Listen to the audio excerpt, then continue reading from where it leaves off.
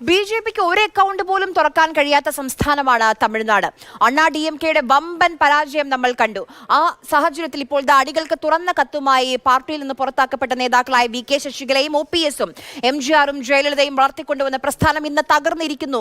ആരാണ് ഇതിന് ഉത്തരവാദി എന്നാണ് ഇവരുടെ ചോദ്യം. എല്ലാവരും ഒറ്റക്കെട്ടായി മുന്നോട്ട് വന്ന് പാർട്ടിയെ ശക്തിപ്പെടുത്തണമെന്നും ശശികല ആവശ്യപ്പെടുന്നു.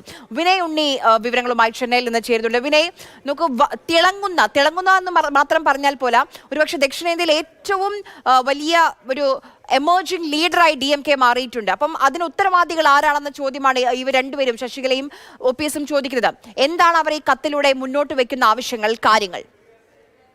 തീർച്ചയായും തമിഴ്നാട്ടിൽ വലിയ ഒരു വിജയം തന്നെയാണ് ഇന്ത്യ മുന്നണി, പ്രത്യേകിച്ച് ഡി.എം.കെ നേടിയത്. ഇന്ത്യ മുന്നണിയുടെ ഒരു പവർ ബാങ്ക് ആയിട്ട് തമിഴ്നാട് മാറുന്ന ഒരു കാഴ്ചയായിട്ടാണ് നമ്മൾ ഈ തിരഞ്ഞെടുപ്പ് വിജയം നോക്കുന്നത്. അതേ സമയത്ത് തന്നെയാണ് തമിഴ്നാട്ടിൽ ഒരിക്കൽ അധികാരത്തിലിരുന്ന എം.ജി.ആറും ജയലളിതയും ഒക്കെ നയിച്ച അണ്ണാ ഡി.എം.കെയുടെ പരാജയം ഇപ്പോൾ ചർച്ച ചെയ്യുന്നത്. പരാജയം എന്ന് വെച്ചാൽ വൻപൻ പരാജയത്തിലേക്കാണ് തമിഴ്നാട്ടിൽ അണ്ണാ ഡി.എം.കെ വീണത്. പ്രത്യേകിച്ച് ചെന്നൈ നഗരമേഖലയിലും തെക്കൻ തമിഴ്നാട്ടിലും കൊങ്കു മേഖലയിലെല്ലാം തന്നെ അണ്ണാ ഡി.എം.കെ പലയിടത്തും മൂന്നാം സ്ഥാനത്തേക്കൊക്കെ വീഴുന്ന കാഴ്ച നമ്മൾ കണ്ടു.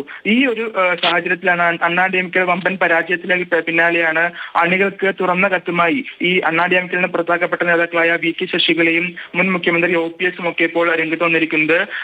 ഇനി മൗനം പാലിക്കാൻ സാധിക്കില്ലെന്നാണ് വി.കെ. ശശികല ഇപ്പോൾ പറയുന്നത്, ഈ കത്തിലൂടെ പറയുന്നത്. പാർട്ടിയെ തിരികെ ഒന്നിപ്പിക്കണമെന്നാണ് തന്റെ ആവശ്യം. എല്ലാവരും ഒറ്റക്കെട്ടായി മുന്നോട്ട് വന്ന് പാർട്ടി ശക്തിപ്പെടുത്തണമെന്നും ഇപ്പോൾ വി.കെ. ശശികല ആവശ്യപ്പെടുകയാണ്. അതേ ആവശ്യം തന്നെയാണ് ഐക്യമെന്ന ആവശ്യം തന്നെയാണ് ഇപ്പോൾ മുൻ മുഖ്യമന്ത്രി ഒ.പി.എസും ഇപ്പോൾ മുന്നോട്ട് വയ്ക്കുന്നത്. പക്ഷേ ഈ ആവശ്യത്തെ ശക്തമായി തന്നെ എതിർക്കുകയാണ് അണ്ണാ ഡി.എം.കെയിലെയും പ്രധാനപ്പെട്ട നേതാക്കൾ. കാരണം ഒ.പി.എസ് അടക്കം ടി ദിനകരൻ അടക്കം പലരും ഇപ്രാവശ്യം എൻ.ഡി.എ സഖ്യത്തിലാണ് മത്സരിച്ചത്.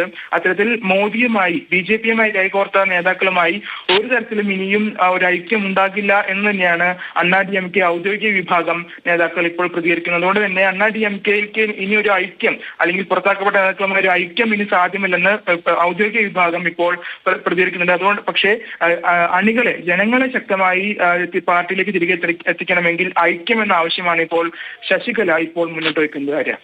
ശരി.